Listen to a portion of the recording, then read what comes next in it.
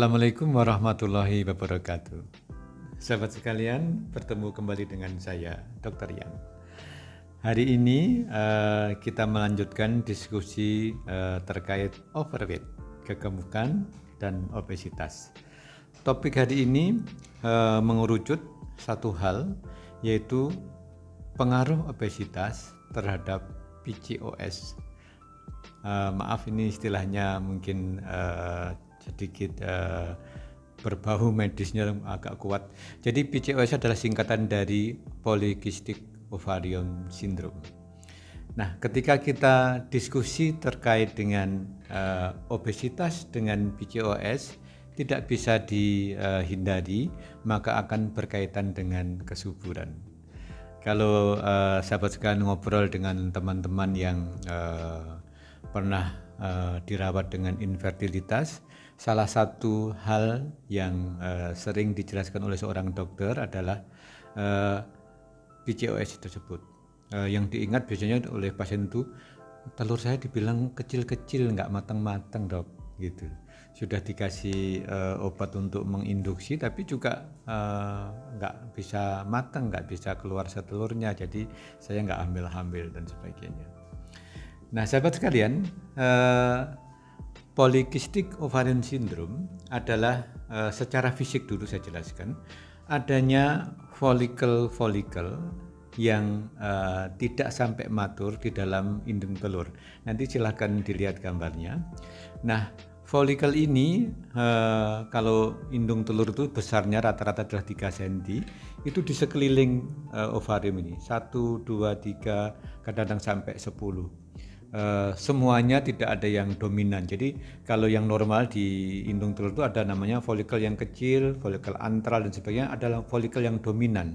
Yang folikel dominan ini nanti yang pecah, yang paling matang, keluar sel telurnya. Kalau ini enggak ada yang dominan, sehingga bertahan pada folikel-folikel yang berkembang tapi tidak sampai ke matur.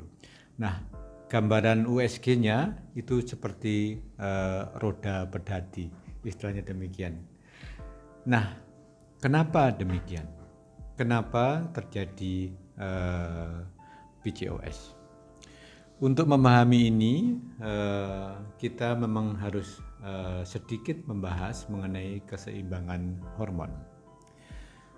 Seorang wanita untuk bisa mencapai kondisi subur itu secara gampang adalah kalau haidnya teratur.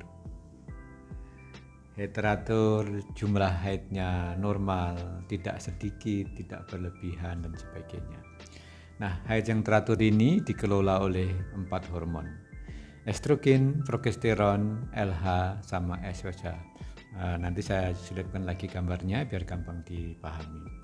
Nah, ternyata pada pasien-pasien yang PCOS, dan biasanya terjadi pada pasien yang kelebihan berat badan, itu ada hormon lain yang ikut mericui, ikut mengganggu. Yaitu hormon apa? Hormon androgen.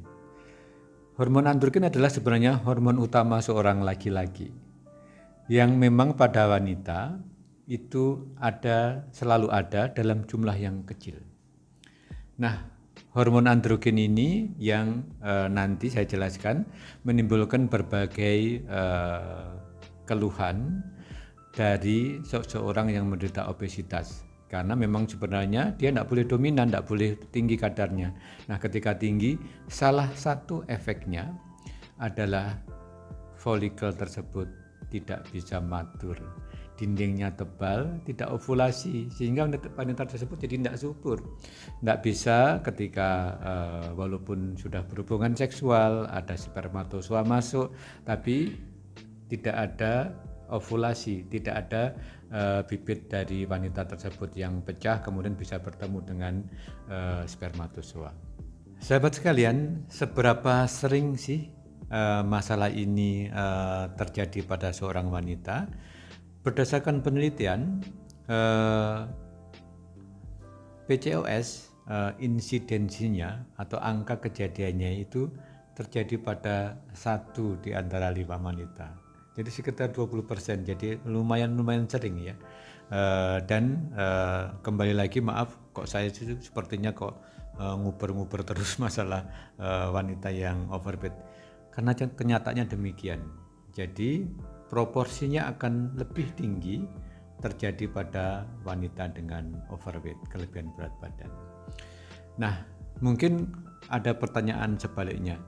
Bisa enggak wanita dengan PCOS juga wanita dengan overweight hamil? Bisa jawabannya. Jadi memang tetap bisa. Saya juga tidak mau viewers sekalian menjadi terlalu khawatir, seperti maaf kayak gelisah atau apa karena khawatir bahwa seseorang dengan kondisi ini tidak bisa hamil. Bisa, tapi memang fertility rate-nya, angka keberhasilan hamilnya lebih rendah dibanding pasien yang tidak ada PCOS dan dengan normal weight. Sahabat sekalian, seperti namanya PCOS, Polycystic Ovarian Syndrome. Nah, sindrom itu artinya di bidang medis namanya adalah kumpulan gejala. Jadi kumpulan keluhan, namanya sindroma. Nah, sindromnya atau gejala-gejala apa pada wanita yang mengarah ke PCOS? Yang pertama adalah seorang wanita tersebut, ini yang umum dulu, kok nggak bisa nurunkan berat badannya. Sudah berusaha tapi kok bandel sekali, naik lagi, turun lagi, naik lagi dan sebagainya.